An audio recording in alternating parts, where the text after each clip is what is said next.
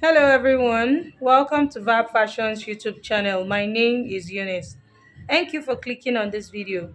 If this is your first time on my channel, please kindly click on the subscribe button to subscribe and also put on your notification bell so you get a notification every time I upload a new video.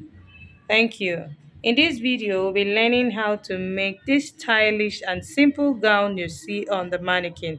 If this is something you are interested in learning, please make sure to keep on watching till the end. And if you haven't subscribed, please click on the subscribe button before we get started. Thank you, and let's get started. So these are the materials we're going to be using for this project. Here I have my flower material, which is also called floral crepe. And then here I have sample lace that I'll be using to combine this. And then this is our satin I'll be using to line the lace. So to get started, I'm going to fold my fabric using the biggest measurement we're working with, which is the hip measurement. I'm working with hip 44. I'll divide 44 by 4, and that will give us 11. 11 plus 2 inches for my sewing allowance. So that's going to be 13 inches. Okay, so 13 inches is what I'm going to fold. For the back piece, I'm going to have extra 1.5, which is for our zip allowance, because we're going to be drafting the front and the back together at the same time. So I'll go ahead and fold my fabric and show you the next thing to do. So here I folded my fabric. This is where our center front is starting from. Can you see? I now have my zip allowance. I decided to just use a zip allowance of 1 inch since I won't be lining this outfit. So this is just 1 inch here. So all our measurements will be starting from here. So this is the zip allowance. So I'm just going to highlight the zip allowance so that we can see it clearly.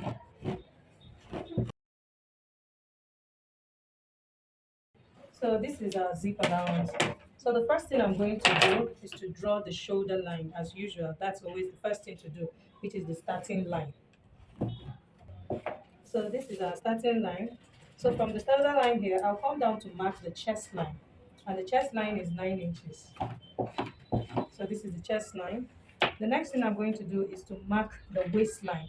And the waistline of my client is 17 inches. Next, I'm going to mark the hip line. Our hip line is 25 inches. Next is the full length of the gown, which is 59 inches. So I'll mark 59 inches. And then what I have left here is the hemming allowance. So I'll go ahead and straighten out all the lines. Down on the shoulder line, I'm going to enter the shoulder measurement divided by 2 plus half inch. And then I'll come down by 1 inch for the shoulder slant. Still on the shoulder line here, take note of where I'm placing my tape from. I'm placing it from this center front, start from here, where I have this folded fabric, not from this extra 1 inch I have here. So I'm marking a neck width of 3.5 inches. And then I'm going to connect this 1 inch mark I have here to the neck width of 3.5. So now here we are. So on the chest line, I'm going to enter half of the shoulder measurement plus half inch. That's the shoulder measurement divided by 2 plus half inch, and this is it here. And then I'll connect it to the shoulder slat. So here we are. Okay. So next, I'm going to get the midpoint of this line. Just place my tape this way, and the midpoint is 4 inches. So at this midpoint, I will go in by half inch. And then I'll connect it to the shoulder tip like this. And then on the chest line, I'm going to enter the bust measurement divided by 4. I'll use my armhole curve to connect the armhole. And this is the back armhole. So for the front armhole, since we are drafting for both the front and back, still at the midpoint here, I will go in by 3/4 of an inch. And then I'll use my straight ruler to connect to the shoulder tip. And then I'll also connect to the bust measurement here as well. So, so this is the back armhole and this is the front armhole. So next, I'm going to go ahead and enter all our horizontal measurements. So the bust divided by 4 is 10 inches. I'll enter it on the chest line. I'll add 2 inches for my sewing allowance. I always add 2 inches. 1 inch is for ease, and then 1 inch is the actual sewing allowance. So that's why I added 2 inches here. The waist measurement divided by 4 is 35 inches. The waist measurement is 35 divided by 4. That will give me 8 3/4. So I'll mark 8 3/4 at this point, and then add my 2 inches here also. Next is the hip. The hip measurement divided by 4 is 11 plus 2 inches, so that's 13 inches here. Okay, so the 13 inches I have here, I'll enter it on the hemline here.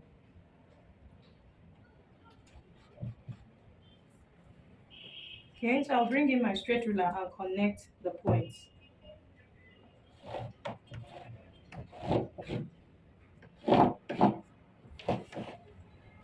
Then I connect it like this.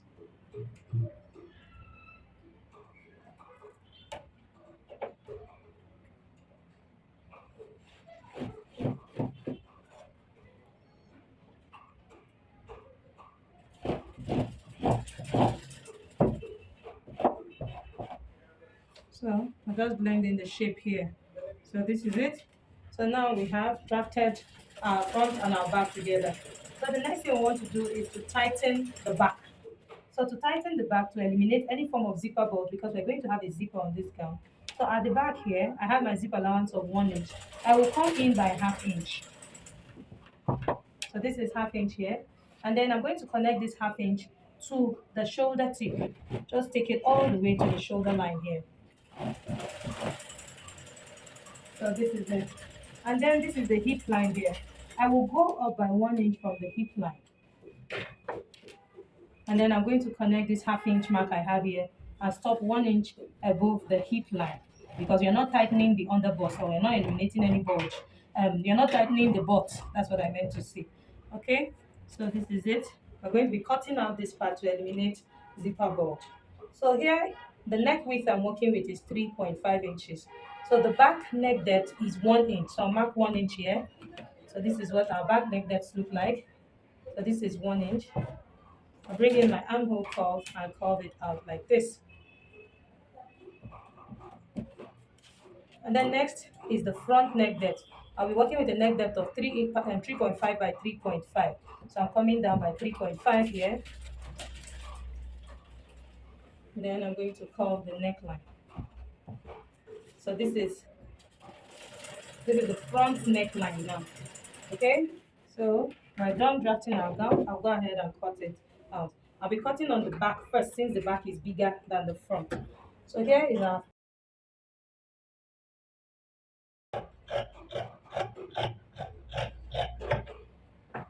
okay. So I'm going to take out the zipper bulge. Back pieces open, because we're going to separate them. So I'm just separating them. With our back, so I can just take it out so that we can cut the front. So first I'm going to cut out the front armhole.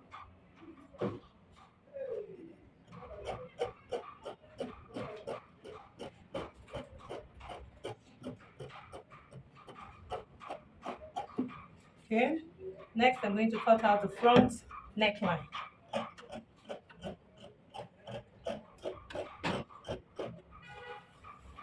So this is it.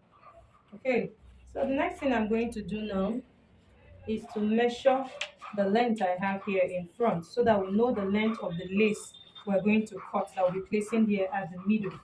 Length of 57 inches. So the lace we're going to have at the center here is going to be 57 inches, but I'll cut more than that so that we can trim out our excess when we're done. That's I'll be using the whole length of the sample lace I'm working with. So the fabric is going to be on fold. I'll be cutting 2.5 inches on fold. That's plus my sewing allowance. When you open 2.5 inches, that will give you 5 inches. Okay, so I'll cut it out and also cut the one that we're going to use to cross it over. And that will be the measurement that I have here. For the one we're going to be using to cross over, it will have to go from one side to the other here. It will go from the center front, that's to go from one side of the front to the other side. And here, what I have here on the chest line, I have 12 inches. So it's also going to be 2.5 inches on fold, but in width, it's going to be 12 inches times 2, which is 24, because when we open it, we'll have 24 inches. So I'll cut it out and show us. So I'll cut out the fabric we'll be using, and this is it. So this is going to be the shorter one that I'll place horizontally, you can see I placed my satin under it. Okay, I used my hemming gum to gum them together, and then I folded both sides. So this is what I have now. For the long one that will go all the way down to the hem, I did the same thing. I folded both sides, and this is what I have here. So so we'll be needing this bias to place over it like this when we are stitching it together. So this one is a long one, and then I have two short ones that we're going to place one on top here and then one on this other side. So I'll be showing us how to create our bias. So here I cut a long strip of fabric, and it is 1 inch. You see it is 1 inch in width, and then it's long. It's as long as the length of my fabric. So the first thing I'm going to do is to cut it slantly like this. So I cut it slantly. So I have my 1 inch bias maker. So I'm going to just insert it from here. This makes it a lot easier.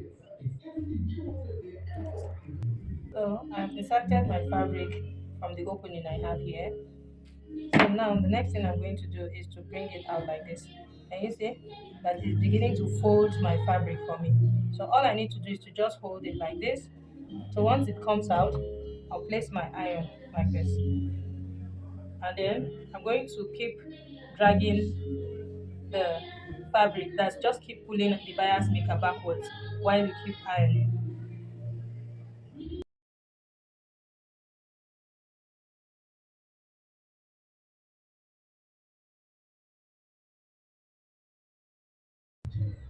Okay, so here is the black lace fabric I'll be placing at the center here. So the first thing I went ahead to do is to fold into two like this, and then I notched. So you want to make sure that it aligns, that it's centralized. You don't want to have more on one side and then less on this side. So I'm going to just make sure that it aligns. So can you see how I'm leaving my lace to, that's just leaving some inches out so that when we trim the neckline, it will sit well. Okay, so I'm going to place it this way, and then I'll do this like this all the way. So a very simple way of knowing if you placed correctly and they are even. I'm just going to take the measurement I have here. From here to here, I have 10 inches. That's from the point I placed it here. I have 10 inches. I will check the other side and be sure that I have the same 10 inches. So can you see that I have the same 10 inches? So here now, I know that this part is correct. So I'm going to check this side. Just check randomly. So here, I'll place my tape here and measure. I have 10.5 here. So I'll also confirm this side and see if I have up to 10.5. So this side needs a little adjustment. So now I have 10.5 here. So I'll reconfirm this side and see I have 10.5. So this is it. Okay. So I'll keep arranging it and making sure that everything is sitting well. So now I need my hemming gum. This is my black hemming gum. I'm going to place it underneath the lace fabric and I'll press it down to keep it in place.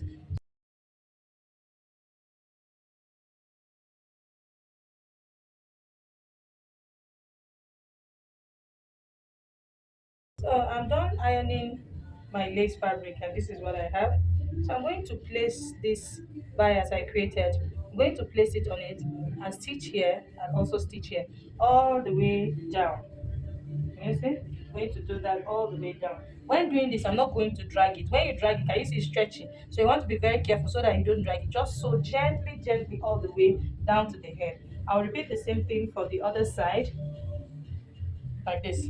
I'll also place it like this on top of it, and then I'll stitch it all the way down to the hem. And I'll come back and show us how we're placing this one like this. Okay. What we have, you can see I've stitched both sides of the bias and you can see how beautiful and well relaxed it is. So I'm going to place this one like this. So I'm going to come down from the shoulder to 4.5, not 5. Let me do 4.5. I like the way this 4.5 is. So this is 4.5 from the shoulder tip. I'll repeat the same thing here. 4.5. And this is exactly it, okay? So I'm going to place my hemming gum just like I placed the hemming gum under the lace on this one. And then I'll also take my bias. It's okay. Then I'll also take my bias and stitch it over it like this. I'll do the same thing. Then I'm going to use the front facing to turn the neckline. Then I'll come back and show us what we have. So I'm done stitching all my lace, and then I've joined the shoulders, so the front and back together. I also went ahead to fix the zipper at the center back. So this is what it looks like on the inside. You see? So I used my facing to turn the neckline of the back so that the zipper, that's to cover up the zipper from the upper part here. So this is what we have. You can see my work is coming out very neat. So the next thing I'm going to do is to trim out the excess I have for the lace. And I'm going to be trimming it out from the armhole here. It is better to do it from here, from the wrong side, so that you are seeing the exact armhole, so that you don't cut out your fabric or your any part of the gown, okay? So almost ready. So the next thing we're going to do now is to cut the flare. We're going to have two steps flare, a 360 flare at the down part of the sleeve. And here I've cut out the basic sleeve already. It's just a basic sleeve, it's a short sleeve. If you don't know how to draft and cut a sleeve, I'll be dropping the link to the video in the description box. I've done that already on my channel. So I'll cut a flare. I've also done this on my channel, but I'll be doing this in this video, okay? So we're going to have two steps flare, and the length of the flare, the long one is going to be 8 inches, while the short one is going to be 5 inches. That is 3 inches shorter. So to determine the radius of the flare, I'm going to divide her round elbow measurement, which is 12. I'll divide the round elbow measurement, which is 12, by 6.28 divided by 6.28. That's 1.9, which is almost 2 inches. So the radius of our circle is going to be 2 inches. So here, 2 inches plus the length of the flare. The length of the flare is 8 inches, including my hemming allowance, everything I'll be using to stitch it. So that's 8 inches. So 8 plus 2 inches, which is the radius, that's 10 inches, okay? So I'll fold 10 inches here. So here I have 10 inches. I'm going to fold it now into 4. So I have 10 inches this way on fold. I will have 10 inches this way also on fold. So let's confirm it is up to 10 inches. So here is up to 10 inches. Okay. So from this folded part, I'm going to mark 2 inches, which is the radius of our circle. So I'll mark 2 inches, 2 inches, 2 inches. And then next, I'm going to mark the length of the flare, which I said is 8 inches, including my sewing allowance. That's both the hemming and stitching allowance.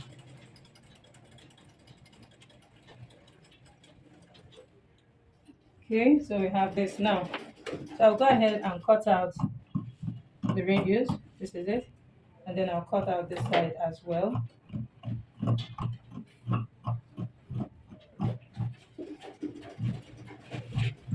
So this is what our flare looks like. So I will notch this part. The part I'm notching is the part that, you can see these two folds open. For this side, you can't open it. All four are folded in. So this part that I have these two sides, I'll just notch it. So I know which one will be at this side and which one will be at the other side. That's center front and center back, kind of. Okay? So this is what our flare looks like. And you see, I won't be slashing this flare. I want to fix it round like this. So I'm going to fold it back and cut out the second piece that's for the second hand. And then I'll also cut a shorter flare. Exactly the same radius is what I'll be using, but I'll make this 3 inches shorter. So this one is 8 inches. That one is going to be 5 inches. So I'll cut them out and show us the next thing to do. So I'm done cutting out the flare. This is the short flare and this is the long one. And see, so this is what I have.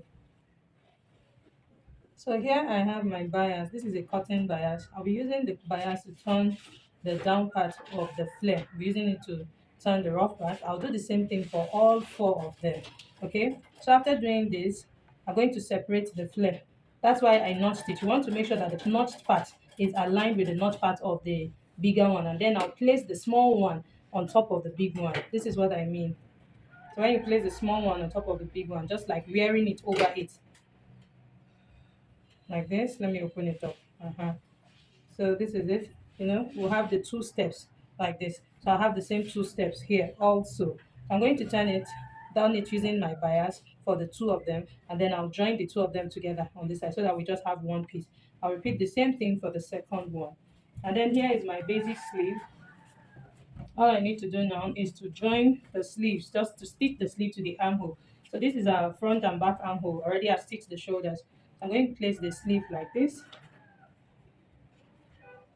and then I'm going to stitch from one side of the armhole to another.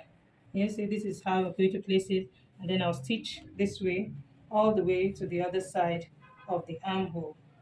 You see, I'm going to do that. I'll repeat the same thing on the other side.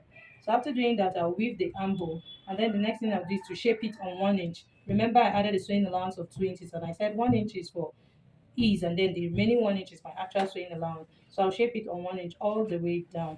Then I'll show us how I'll be sewing the flare to it, because the flare I didn't slash it, so I'll have to finish shaping it before we sew the flare to the armhole. I'll go do that and come back and show us. Okay, so I'm done shaping the gown, and this is what we have. I shaped on my sewing allowance of 1 inch. You can see our gown is coming out well already. So for this sleeve, I have already fixed the flare. So I'll be using the second sleeve to show us how to fix the flare. So here is our basic sleeve. You can see I've joined the sleeve, and I also went ahead to shape it, so you can see that it is closed now. So I'll place the flare right side of the flare facing right side of the sleeve. So you can see I'm just wearing it over it like this.